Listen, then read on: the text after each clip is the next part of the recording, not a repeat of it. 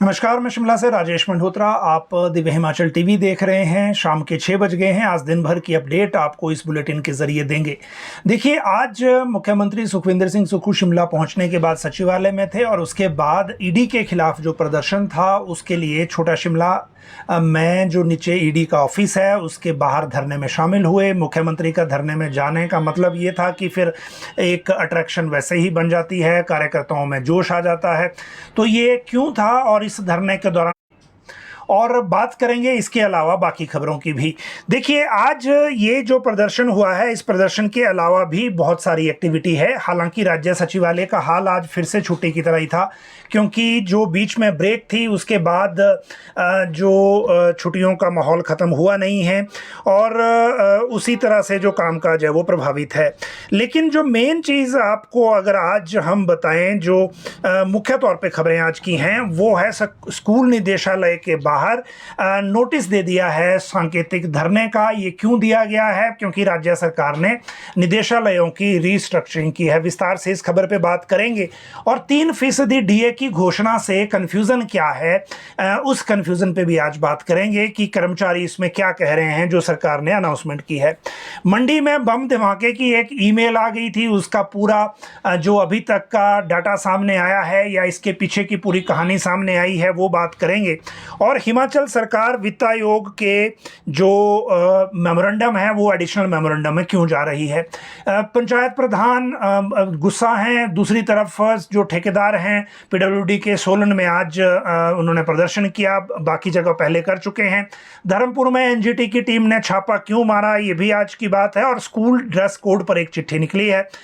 इन सारी चीज़ों के साथ साथ उद्योग मंत्री हर्षवर्धन चौहान ने एक आरोप लगाया है, बड़ा केंद्र सरकार पर यह आरोप है। उस आरोप की तह पे भी जाएंगे कि उन्होंने ये कैसे किस आधार पर जो केंद्र सरकार को लेकर एक आरोप लगाया है, और उसके साथ साथ उन्होंने तथ्य क्या दिए हैं, ये साथ में बात है। मौसम अलर्ट तो है ही, लेकिन उसके साथ जो बाकी मामले हैं, खासकर चिट्टे के तस्करों की जो गिरफ्तारियां हो रही हैं वो बात करेंगे। और जो पंचायतों में अब बीपीएल के चयन की प्रक्रिया चल रही है, उस चयन की प्रक्रिया में आपको एक बात बताएंगे कि बीपीएल के चयन में अभी जो वीडियोग्राफी है वो ग्राम सभा की क्यों मैंडेटरी कर दी गई है। ये नया प्रयोग है एक तरह से, अगर मैं हिमाचल की बात करूं, लेकिन फिर भी ये इस बार हो रहा है। और जो कुछ चीज़ें बदली हुई हैं वो उनसे पंचायत प्रधानों में भी थोड़ा सा डिस्कम्फर्ट आ रहा है, क्योंकि आज ऐसा रिएक्शन हमें पांवटा से मिला है, वीडियो के ज़रिए भी और जो पंचायत प्रधानों की बैठक थी उसके ज़रिए भी। अब एक एक करके बात करेंगे। मौसम के अलर्ट की जहां तक बात है, जो मौसम विभाग की तरफ से जो बताया गया है 18 से 20 के बीच में बारिश होगी, वो वैसा ही है। खासकर 18 और 19 को कुछ क्षेत्रों में ज़्यादा बारिश हो सकती है, और 20 के बाद मौसम जो है वो ठीक होना शुरू हो जाएगा, मतलब ड्राई होना शुरू हो जाएगा और गर्मी अचानक बढ़ेगी, ये ध्यान रखने वाली बात है। लेकिन जो बाकी मामले हैं इसके मौसम से संबंधित, वो बिल्कुल क्लियर ये है कि जो गेहूं की कटाई जहां जहां हो रही है वहां मौसम के हिसाब से आपको शेड्यूल उसी तरह से बनाने की ज़रूरत है, क्योंकि अगर मौसम ठीक नहीं होगा तो फिर फसल खराब होने का ज़्यादा चांस रहता है। इसके बाद बात करेंगे जो नेपाल बॉर्डर से जो एक चिट्टा तस्कर पकड़ी है, ये महिला है। और ये शिमला पुलिस बेसिकली ये 3 जिलों में रैकेट चला रही थी, मंडी, कुल्लू और शिमला। और एक शिमला में जो चिट्टा तस्करी को लेकर एक सोनू गैंग का खुलासा हुआ था, उससे ये जो जुड़ी हुई थी। और शिमला पुलिस ने बलरामपुर के जो वहाँ पुलिस है, एसपी हैं विकास कुमार, उनसे संपर्क किया। ये नेपाल बॉर्डर की बात मैं कर रहा हूँ, और वहाँ पर उत्तराखंड में, और वहाँ से इसको अरेस्ट किया गया है। और इसका जो नाम है, ये आशा देवी है इसका नाम। ये नेपाल भागने की फिराक में थी और हिमाचल में ये महीने में 3 से 4 बार आती थी चिट्टे की सप्लाई लेकर, और यहाँ फिर वो सप्लाई भेजती थी। तो इस तरह की जो कार्रवाई है वो पुलिस कर रही है, खासकर चिट्टे के नेटवर्क पर। और दूसरी तरफ 20 अप्रैल तक का टाइम दिया है मुख्यमंत्री ने, जो चिट्टे को लेकर जो नेटवर्क पूरे प्रदेश में होता है वो मैपिंग करके पंचायतों तक, और उसकी एक लिस्ट जारी करेगी सरकार कि आपके आसपास, ताकि आपको ये पता चल सके कि कौन व्यक्ति है जो चिट्टे की सप्लाई कर रहा है। तो इसका भी खुलासा कुछ दिनों में हो जाएगा। शराब को लेकर बड़ी अपडेट ये है कि शराब के 250 या 240 के आसपास ठेके नहीं बिके थे, खासकर कुछ जिलों में ये दिक्कत आई थी, जिसमें शिमला भी है, बिलासपुर भी है और मंडी भी है। तो इनमें जो है अलग अलग सरकार के जो निगम हैं उनको ये काम दिया गया था। जीआईसी को बिलासपुर और एचपीएसआईडीसी को मंडी के जो बचे हुए ठेके थे वो देने को कहा था। आज उद्योग मंत्री ने इन दोनों के बोर्ड ऑफ डायरेक्टर्स की मीटिंग ली और उसमें जो जरूरी मंजूरियां इनको देनी थी, चाहे वो वेंट्स को किराए पे लेने को लेकर, चाहे बाकी चीज़ों को लेकर, वो मंजूरियां दे दी। इन मंजूरियों में एक चीज़ ये भी है कि अगर जीआईसी और एचपीएसआईडीसी को शराब के ठेके चलाने पड़े तो इनको चलाने के लिए स्टाफ आउटसोर्स पर लिया जाएगा। एक डिसीजन तो ये हुआ है। दूसरा, जो फाइनेंशियल पावर्स इनको देनी थी वो भी दे दी है, और जो बाकी चीज़ें हैं वो भी आज की मीटिंग में हो गई है। ये मैं बात कर रहा हूँ जीआईसी और एचपीएसआईडीसी को लेकर, जिनको जो काम है वो बिलासपुर और मंडी में दिया जा रहा है। लेकिन एक्साइज डिपार्टमेंट ने कल 6 जिलों में बचे ये जो सारे वेंट्स हैं इनके लिए फाइनल बोली जो है वो तय की है, और इसमें कुछ नेगोशिएशन भी संभव है। और इस फाइनल बोली के बाद फिर ये फाइनल किया जाएगा कि जो सरकारी निगम और कॉरपोरेशन हैं उनको कितना ठेके देने हैं। मतलब कल एक फाइनल चांस है, इसको देखना पड़ेगा। अगर इसमें भी काम नहीं बना तो फिर उसके बाद सारी चीज़ें आगे होंगी। अब बात करते हैं उद्योग मंत्री ने जो केंद्र सरकार पर एक बड़ा आरोप लगाया है। हर्षवर्धन चौहान आज सचिवालय में थे और मीडिया ने उनके साथ बात की, और जो फाइनेंशियल पोजीशन स्टेट की है उसको लेकर ये बात हुई। हर्षवर्धन चौहान ने कहा कि जब हिमाचल में सरकार जो है सरकार को डिस्टेबलाइज करने की कोशिश बीजेपी कर रही है, और जब ऑपरेशन लोटस इनका सफल नहीं हुआ तो अब आर्थिक तौर पर गला घोंटने की कोशिश की जा रही है। ये बड़े शब्द हैं, बड़ी लाइन है। इस तरह से वो भी केंद्र सरकार पर ये कहा है और उसके तर्क भी दिए हैं। तर्क ये दिए कि पीडीएनए का पैसा हमें अभी तक मिला नहीं, बाकी जो मसले केंद्र सरकार से उठाए जाते हैं उनकी सुनवाई नहीं होती। और जो एक महत्वपूर्ण अपडेट इसमें है पीडीएनए के अलावा, क्योंकि उसमें 9,000 करोड़ की तो सीमें थी, जो रेवेन्यू डेफिसिट ग्रांट है जो 2021 में 10,000 करोड़ से ज़्यादा मिली, वो अब 2025 में 3,200 करोड़ रह गई है। ये इन्होंने 3 तरह के तर्क दिए हैं। इसमें से बाकी तर्कों को खैर मान सकते हैं, पीडीएनए का भी, और आप बीबीएमबी एरियर की बात करिए, बाकी चीज़ों की करिए, लेकिन जहाँ तक बात है रेवेन्यू डेफिसिट ग्रांट की, तो वो 2021 ऑनवर्ड जो 26 तक का पीरियड था वो फाइनेंस कमीशन ने दी हुई है। वो ये सोच के तो दी नहीं कि कब कौन सी सरकार आएगी, किस पार्टी की आएगी। तो मुझे लगता है थोड़ा ये एक चीज़ें वहाँ कनेक्ट नहीं हो रही। अदरवाइज बाकी जो तर्क हैं वो इसी तरह के थे कि केंद्र सरकार से भेदभाव हो रहा है और अब फाइनेंशियली ऐसा माहौल क्रिएट किया जा रहा है कि जो दम घुट जाए उसके कारण। दूसरी बात इन्होंने कही कि जो नेता प्रतिपक्ष जयराम ठाकुर हैं उन्होंने जो कहा है कि जो केंद्रीय योजनाओं में पैसा मिल रहा है, अब पीएमजीएसवाई या एनएचएआई को अगर पैसा आए तो वो केंद्र सरकार की राज्यों के प्रति जिम्मेदारी है, वो कोई एहसान नहीं है हिमाचल पर। ये भी हर्षवर्धन चौहान ने कहा। लेकिन इसके बाद अगली बात करें, गडकरी से बीजेपी के नेता मिले हैं। देखिए, ये जो नेता मिले, ये जो सुखराम चौधरी हैं पांवटा के विधायक, वो मिले हैं सांसद अनुराग ठाकुर के साथ, और रणधीर शर्मा जो नैना देवी के विधायक हैं वो भी इनके साथ थे। गडकरी से इन्होंने मुलाकात की। पांवटा के भूपपुर में जो किसानों को मुआवजा नहीं मिल रहा है एनएचएआई से, वो वहाँ 1 महीने से धरने पे बैठे हैं, और उनकी बात को लेकर ही जो सुखराम चौधरी हैं वो गडकरी से मिलने गए थे, और ये मिलने गए अनुराग ठाकुर के साथ, और वहाँ पे इन्होंने ये बात की है। इस मुआवजे के विवाद पर नितिन गडकरी ने तुरंत कार्रवाई करते हुए एनएचएआई के अधिकारियों से रिपोर्ट मांगी है और इस मसले को जल्दी सुलझाने के लिए कहा है। तो अगर ये मसला सुलझ जाता है, क्योंकि 1 महीने से लगभग इनका वहाँ ये प्रदर्शन उस तरह से चल रहा है। स्कूल ड्रेस कोड पर डायरेक्टर जो स्कूल्स हैं उन्होंने एक चिट्ठी लिखी है और 2 दिन के अंदर ये सभी डिप्टी डायरेक्टर से एक डिटेल मांगी है कि सरकार ने जो स्कूल ड्रेस कोड वॉलंटरली लगाने को लेकर कहा था वो कितने स्कूलों ने फॉलो किया, और जिन स्कूलों ने ये आपके यहाँ लगा दिया उनका जो रिपोर्ट है एक फोटोग्राफ के साथ वापस डायरेक्टरेट भेजी जाए 2 दिन के भीतर।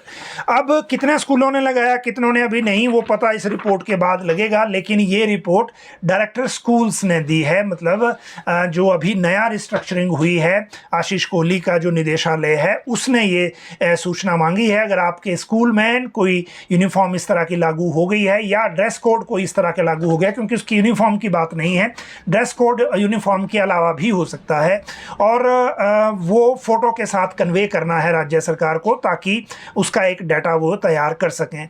अब आरसीए की भर्तियों को लेकर आज नई बात सिर्फ इतनी है कि सोशल मीडिया पर कुछ लोग आरसीए की भर्तियों को लेकर एक पोस्ट चला रहे हैं कि 2318 पदों की भर्तियां निकलने वाली हैं इसी महीने, और ये आने वाला विज्ञापन है। इसमें रिक्विजिशन की जो एक लिस्ट लगाई गई है, हालांकि हमने जब आरसीए से कंफर्म किया तो ऐसा कुछ नहीं है।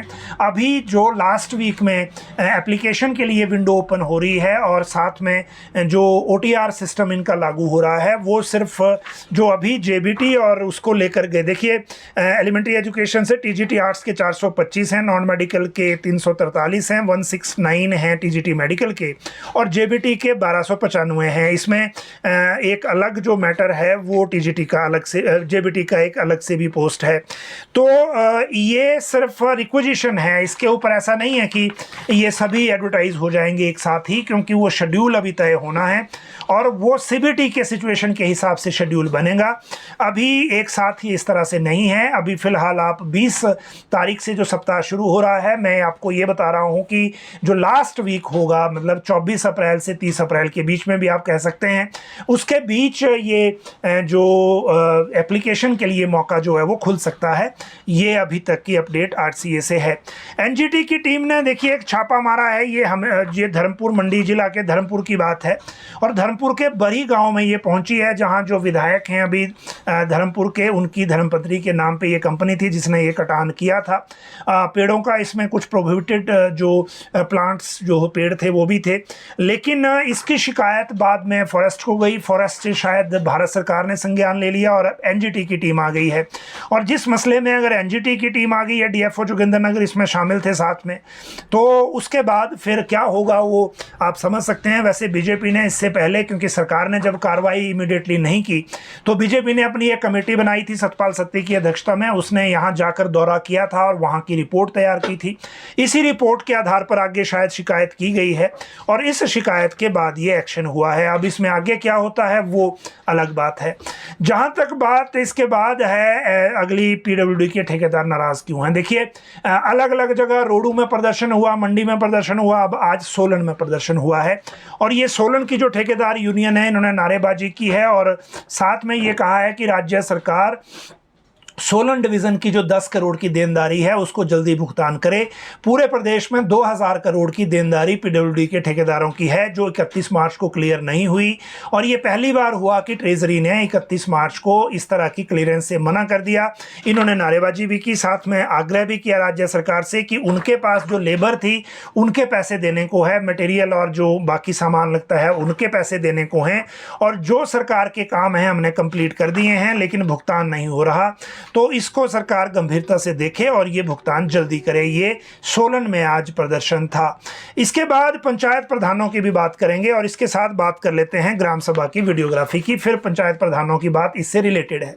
देखिए जो अभी बीपीएल का चयन चल रहा है और बीपीएल के चयन के लिए अभी 30 अप्रैल तक लोगों को खुद अपनी पंचायत में आवेदन करने हैं और उसकी स्क्रीनिंग, छंटनी, उसके फैसले को लेकर बाकी सारी चीज़ें आगे होंगी। हालांकि बीपीएल का चयन ग्राम सभा में ही होता है, इसमें इंडिविजुअल प्रधान के पास ज़्यादा कुछ है नहीं, लेकिन राज्य सरकार ने फिर भी नियम बदले, थोड़ा ज़्यादा ट्रांसपेरेंट किया और बीडीओ और जो एसडीएम तक की इन्वॉल्वमेंट इसमें ज़्यादा कर दी।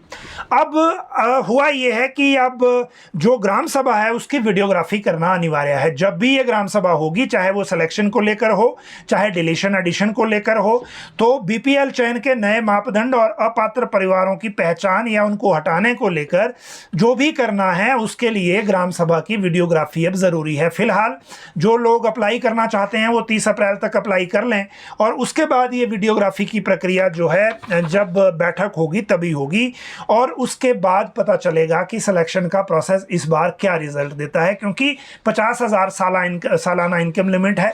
और दूसरी बात इसमें यह होगी है कि जिसका घर पक्का है, मतलब सीमेंटेड घर है और टाइलें लगी हुई हैं, वहां पर जो है वो अप्लाई ही नहीं कर पाएगा, तो स्क्रीनिंग में वो हटा दिया जाएगा। फिर तो ये कई चीज़ें ऐसी हैं जिससे ऑटोमेटिक स्क्रीनिंग इसमें हो जाएगी। लेकिन पंचायत प्रधान अब इससे नाराज हैं, इससे तो नहीं लेकिन ओवरऑल रिफॉर्म से नाराज हैं, खासकर जो परचेज को लेकर किया, जो टेंडर को लेकर किया और जो पंचायत की प्रॉपर्टी को किराए पर देने को लेकर किया। आज पांवटा में एक बैठक थी इन प्रधानों की और वहां पर यह बात कही गई कि जो नए तरह के ऊपर से डिसीजन कर दिए जा रहे हैं वो बिना सिस्टम को समझे किए जा रहे हैं और अगर सामग्री और बाकी को लेकर टेंडर इकट्ठा करना है या प्रधान पंचायत से बाहर से करना है तो पंचायत तक उस सामान को पहुंचाने की लागत उस टेंडर में शामिल कर ली जाए। एक डिमांड इन्होंने ये की है और कुछ डिमांड्स और भी की गई हैं जो प्रधानों की शक्तियों को लेकर या प्रधानों के कामकाज के तरीके या दायरे को लेकर है। तो इनको भी एक तरह से डिस्कम्फर्ट फील हो रहा है और जहां भी सुधार के कोई कदम अगर होते हैं तो नेचुरली उसकी रिएक्शन थोड़ा सा होता ही है। हालांकि पहले इसका अनुभव आगे ले लें, उसके बाद पता लगेगा कि ये किस तरह से चीज़ें इसमें चलती हैं। अब बात करते हैं राज्य सरकार वित्त आयोग के लिए नया मेमोरेंडम क्यों तैयार कर रही है। देखिए, अभी जो जून महीने में 2024 में नया फाइनेंस कमीशन हिमाचल के दौरे पे आया था, 16th फाइनेंस कमीशन के चेयरमैन डॉक्टर अरविंद पनगड़िया हैं, वो अपनी टीम के साथ हिमाचल आए थे। सभी राज्यों का दौरा उन्होंने करना था और वित्त आयोग ने हिमाचल से इस दौरे की शुरुआत की थी। उस दौरे के दौरान क्योंकि 1500 की स्कीम नई लागू हुई थी और जो OPS को लेकर जो चीज़ें थी पूरे देश भर में हिमाचल की चर्चा वैसे ही हो चुकी है और प्रेजेंटली भी जिस फॉर्मेट में OPS हिमाचल में लागू हुआ है वो हिमाचल ही एक स्टेट है। बाकी जिन राज्यों ने किया था वहां या तो रिवर्स हो गई या फिर उसमें आने वाले दिनों के लिए परिवर्तन हो गया है।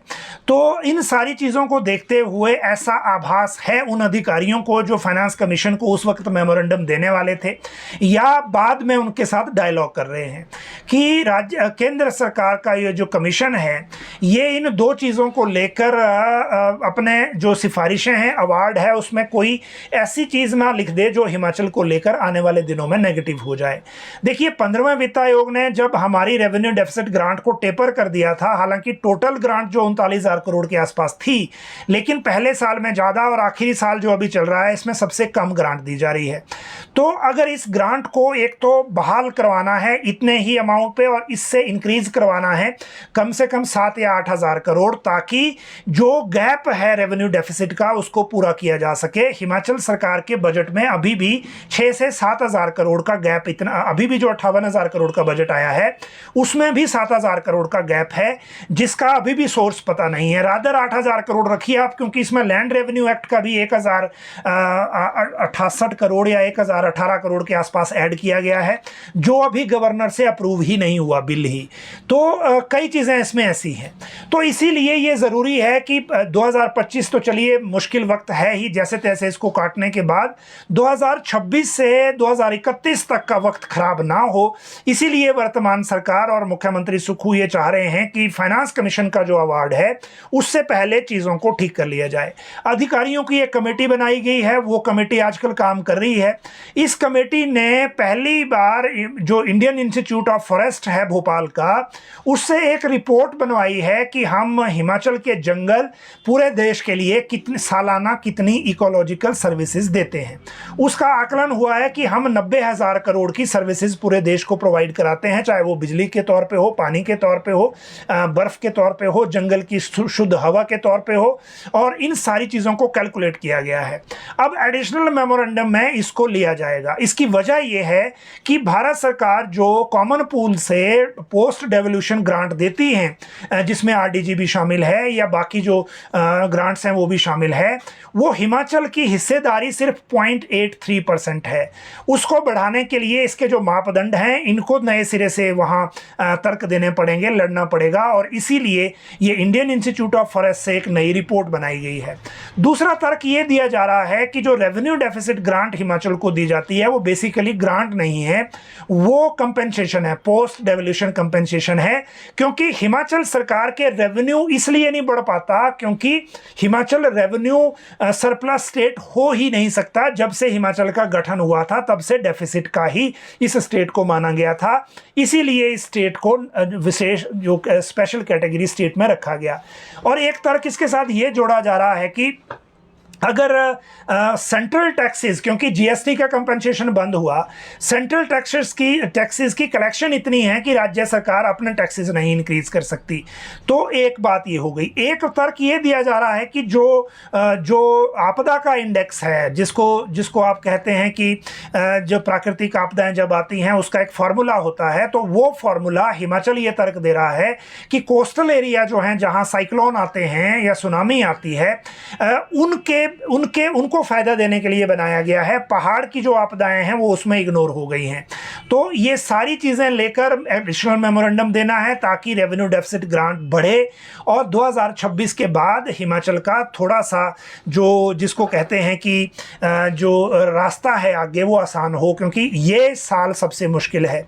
तो इसके बाद अगली बात करेंगे और वो है जो बम धमाके की ईमेल की। देखिए, मंडी के डीसी ऑफिस में रात को एक ईमेल आती है, ये आधी रात को आई है, पिछली रात को, हालांकि देखा इसको लेट गया, और उसमें यह कहा गया कि गुरुवार दोपहर हम मंडी के डीसी ऑफिस को बम से उड़ा देंगे क्योंकि वहां बम इम्प्लांट कर दिया गया है। ईमेल आई है ये तहव्वुर हुसैन राणा। अब देखिए, जो शातिर है उसने नाम भी कौन इस्तेमाल किया, उस टेररिस्ट का जो पाकिस्तानी है और कैनेडियन सिटीजन भी है, और जिसको 26/11 अटैक्स की प्लानिंग के मामले में उसके बाद एनआईए ने अमेरिका से एक्स्ट्राडाइट कराया अभी भारत में, और उसके नाम से ये ईमेल है। और उसमें ये कहा गया, और फिर आनन फानन में, क्योंकि जब इस तरह की मेल हो, और ये डीसी ऑफिस काफ़ी बिजी भी था, तो डीसी मंडी जो है उन्होंने ये समझा कि पहले इन बिल्डिंगों को खाली करा के पहले चेकिंग पूरी हो जाए, पहले क्लैरिटी कर लें कि कुछ ऐसी नई आइटम वहाँ रखी तो नहीं है विस्फोटक या कुछ इस तरह का, तो वहां अभी तक ऐसा कुछ नहीं मिला है। और अभी तक भी गुरुवार तक ये अपील की गई है कि जो अति आवश्यक कार्य है तभी आए, अदरवाइज गुरुवार तक की जो बात कही गई है, अभी भी पुलिस वहां स्क्रीनिंग कर ही रही है, तो तब तक लोग जो हैं ज़्यादा वहां भीड़ लगाने से या आने से बचें। ये अपडेट है जो डीसी ऑफिस मंडी से रिलेटेड है। अब इसके बाद 3% डीए की बात करते हैं, जिसको लेकर बहुत सारा कन्फ्यूज़न हो गया है। मुख्यमंत्री सुखविंदर सिंह सुक्खू ने ये अनाउंसमेंट की थी वहाँ से जब वो 2 रोज़ पहले पांगी में राज्य स्तरीय हिमाचल दिवस समारोह में मुख्य अतिथि थे, और वहाँ से 3% डीए जून से कर्मचारियों को मिलेगा, ये अनाउंसमेंट की गई है। मई या जून कुछ कहा था, जून शायद उसमें था। लेकिन अब कल भी एक कर्मचारी संगठन की तरफ से बयान आया था, आज बयान आया हिमाचल अनुबंध नियमित कर्मचारी संगठन के प्रदेश महामंत्री अनिल सेन की तरफ से। इन्होंने ये कहा कि देखिए, जो 3% डीए की घोषणा की है उससे कर्मचारियों में असमंजस की स्थिति बनी हुई है, क्योंकि क्रमानुसार अगर देखें तो 1 जुलाई 2023 से 4% डीए है, और जो 1 जनवरी 2023 से जो है लंबित 2 किस्तें दी गई हैं, जुलाई 22 और 1 जनवरी 23 की, तो उसमें भी 48 मंथ का एरियर अभी बाकी है। बाकी जो 2 हैं उसमें 1 जुलाई 2024 से 3% है। ये बताएं कि 1 जुलाई 2023 से 4% और 1 जनवरी 2024 से 4% महंगाई भत्ता कब जारी होगा, क्योंकि 3% तो उसके बाद है। तो ये कन्फ्यूज़न कल भी था, आज भी मैंने आपको इसी रिएक्शन में ये प्रेस नोट आया है जो कल जो बात कही गई थी, और इन्होंने इसमें एडिशनल ये कर दिया कि जो केंद्र सरकार ने अब नया जो नया वेतन आयोग बिठा दिया है उसकी रिपोर्ट भी आने वाली है। तो जो पिछले पिछले वेतनमान का जो एरियर था वो सरकार कब देगी, क्योंकि चरणबद्ध बात इस बार भी कही गई है, लेकिन ये चरणबद्ध कब तक का है, एक शेड्यूल सरकार बता दे तो कर्मचारी जो हैं अपने आप को उस तरह से प्रिपेयर कर लेंगे। तो ये डीए का जो कन्फ्यूज़न है ये मुझे लगता है अब दूर होगा नोटिफिकेशन के साथ ही, जब भी नोटिफिकेशन होगी, और इस नोटिफिकेशन के साथ जो पिछला एरियर है उसका भी पता चल जाएगा। अब बात करते हैं स्कूल निदेशालय के बाहर सांकेतिक धरने के नोटिस की। ये दिया है प्राथमिक शिक्षक संघ का, और ऐसा होना लगभग लग रहा था क्योंकि पिछले कल भी राजकीय प्राथमिक शिक्षक संघ के वर्तमान और पूर्व कुछ पदाधिकारियों ने फेसबुक लाइव के जरिए भी ये नाराजगी व्यक्त की थी। अब देखिए इसमें कहा यह गया है कि 26 अप्रैल 2025 को स्कूल शिक्षा निदेशालय के समक्ष सांकेतिक धरना प्रदर्शन करेंगे प्राथमिक टीचर, और इसमें जो नया निदेशालय बनाया गया इसमें जो है उनकी मांगों को ध्यान में नहीं रखा गया, और प्री प्राइमरी और प्राइमरी 5+3 के लिए अलग से निदेशालय गठित करने की मांग को नज़रअंदाज किया गया। दूसरा, इन फैसलों से प्राथमिक शिक्षा का नुकसान होगा और बाकी सारी चीज़ों पर भी इसका असर पड़ेगा। 1 जनवरी 2016 से जो एरियर पेंडिंग है वो भी नहीं दिए, और जो युक्तिकरण है वो भी रोका जाए क्योंकि ये गलत हो रहा है, क्योंकि इसमें फॉर्मूला गलत है। ये इनका जो नोटिस है इसमें कहा गया है। साथ में ये भी कहा कि महंगाई भत्ते का जो एरियर लंबित है वो भी सरकार जल्दी देने की वो करे। अब 26 अप्रैल 2025 से समस्त शैक्षिक कार्यों को छोड़कर ऑनलाइन कार्य या अन्य गैर शिक्षक कार्यों का बहिष्कार करके शिक्षा निदेशालय के बाहर धरना दिया जाएगा। ये बात इन्होंने कही है, और इसमें जो कॉपी है वो मुख्यमंत्री, शिक्षा मंत्री, शिक्षा सचिव और उपायुक्त जिला शिमला और एसपी जिला शिमला इन सबको भेजी गई है। ये एक बात हो गई। अब बात करते हैं आज की सबसे बड़ी खबर की, और वो थी मुख्यमंत्री का ईडी के दफ्तर के बाहर धरना। देखिए, ब्रॉकहॉस्ट में ईडी का दफ्तर है और उसके बाहर धरना देने कांग्रेस के नेता आए। मुख्यमंत्री साथ थे तो जोश भी ज़्यादा होता है, कार्यकर्ता भी थे, नारेबाजी भी खूब हुई, और इस नारेबाजी में मुख्यमंत्री के साथ जो प्रदेश कांग्रेस अध्यक्ष प्रतिभा सिंह के अलावा कुलदीप सिंह राठौर और संजय अवस्थी जो एमएलए हैं, इस तरह के और लोग भी थे, कुछ पदाधिकारी भी थे, सरकार में जो पद रखते हैं वो लोग भी थे, और सब ने अलग अलग तरह का आरोप लगाया। बेसिकली जो नेशनल हेराल्ड मामले में जो ईडी ने चार्जशीट दायर की है कोर्ट में सोनिया गांधी और राहुल गांधी के खिलाफ, उस चार्जशीट के विरोध में पूरे देश के लिए ये कॉल थी, और उसी कॉल के तहत ये प्रदर्शन किया गया। आज इस प्रदर्शन में देखिए मुख्यमंत्री ने क्या कहा। सबसे पहले आपको बता दें, मुख्यमंत्री ने कहा कि बीजेपी के पास एक वॉशिंग मशीन है, और उसमें अगर किसी पार्टी का भ्रष्टाचारी नेता भी चला जाए तो वो बीजेपी में शामिल होते ही उनकी मशीन से साफ हो जाता है, और जो उनकी बात नहीं माने या उनसे टकराए या जो संघर्ष करे लोगों के लिए, तो वो उनको अखरता है और उसके पीछे ईडी और सीबीआई को लगा देते हैं। तो ये ईडी और सीबीआई का इस्तेमाल इस तरह से कर रहे हैं। ये मुख्यमंत्री ने कहा पूरी कांग्रेस सोनिया गांधी और राहुल गांधी के साथ खड़ी है। जो समझौता नहीं करता उसके खिलाफ ईडी का एक्शन इस तरह का होता ही है। देश के लिए गांधी परिवार ने बलिदान दिया है, और सोनिया ने तो पीएम तक की कुर्सी छोड़ दी थी, तो ये भाजपा की समझ में नहीं आएगा। जहां तक प्रतिभा सिंह ने कहा कि हम एकजुट होकर लड़ाई लड़ेंगे, और जो इस धरना प्रदर्शन में कई जो मंत्री और विधायक हैं वो भी शामिल हुए। अब इन सारी चीज़ों के साथ एक जो रिएक्शन आया है वो रिएक्शन आया बीजेपी की तरफ से भी। नेता प्रतिपक्ष जयराम ठाकुर अपने चुनाव क्षेत्र में थे, उन्होंने कहा कि ये जांच एजेंसियों को डराने की कोशिश है कि जो गलत काम किए हैं उनकी जांच ना की जाए। दूसरी तरफ जो डॉक्टर राजीव बिंदल, उन्होंने प्रेस नोट के माध्यम से कहा कि ये जो है कांग्रेस ने इसको नेशनल हेराल्ड को जो केस जो है वो चार्जशीट में जो तर्क दिए गए हैं वो बिल्कुल सही हैं, और उन तर्कों का मुकाबला कांग्रेस कोर्ट में करे ताकि ये साबित हो जाए कि वो सही थे या नहीं। और जो एक और बयान आया है वो राकेश जम्वाल और जो त्रिलोक जम्वाल हैं उनकी तरफ से है कि ये जांच एजेंसियों को प्रभावित करने की कोशिश है, और इससे ज़्यादा और कुछ नहीं है। तो ये आज के जो प्रमुख मामले हमने आपके साथ साझा किए वो आज के जो घटनाएं सरकार में थी उससे रिलेटेड मामले थे। जहां तक बात ward of ex serviceman JBT Shimla और कांगड़ा की बात है, ये रिजल्ट आने वाला है, थोड़ा इंतज़ार करने की ज़रूरत है इसमें ज़्यादा, क्योंकि बड़े सारे जिलों का तो हो गया। बहुत सारे जिलों में आज रेगुलराइजेशन के ऑर्डर हुए हैं, खासकर एजुकेशन में, उन सभी को भी बधाई। और जिलों में भी लगभग हो जाएंगे। बीच में छुट्टियों का इशू था तो इसमें ये हुआ। निर्मला देवी पेंडिंग डीए की बात कर रही हैं। डीए का मामला हमने विस्तार से अपने बुलेटिन में वैसे ही ले लिया है, आप उसमें देख सकते हैं। और जो टीजीटी हैंडीकैप्ड कोटा की पोस्ट कब तक निकलेंगी, 2 साल हो गए। चलिए इसके लिए थोड़ा सा और इंतज़ार कर लीजिए, क्योंकि अभी कमीशन का इंतज़ार लोग कर रहे हैं, जो अभी तक कमीशन भर्ती आरसीए से होनी है। तो अगर आपके पास कोई और इसके लिए कोई कमेंट या कोई क्वेरी है तो इसी कमेंट बॉक्स में करें। आप सब लोग लाइव जुड़े, बहुत बहुत शुक्रिया।